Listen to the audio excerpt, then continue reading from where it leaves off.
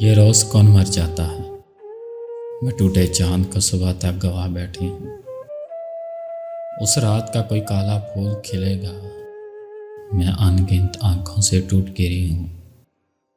मेरा लहू कंकर कंकर हुआ। मेरे पहले कदम की ख्वाहिश दूसरा कदम नहीं। मेरे खाक होने की ख्वाहिश मिट्टी नहीं। ऐ मेरे पालने वाले खुदा, मेरा दुख नींद नहीं तेरा जाग जाना है। मेरा दुख नींद नहीं तेरा जाग जाना है। कौन मेरी खामोशी पर बयान करता है, कौन मेरे सुख के कंकर चुनता है। ये रोज़ रोज़ कौन मर जाता है।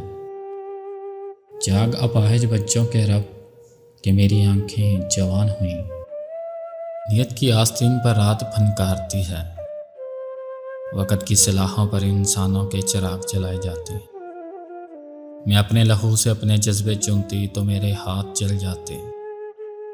इस भूख का मेरे बच्चों के साथ इनकार देख। इस भूख का मेरे बच्चों के साथ इनकार देख।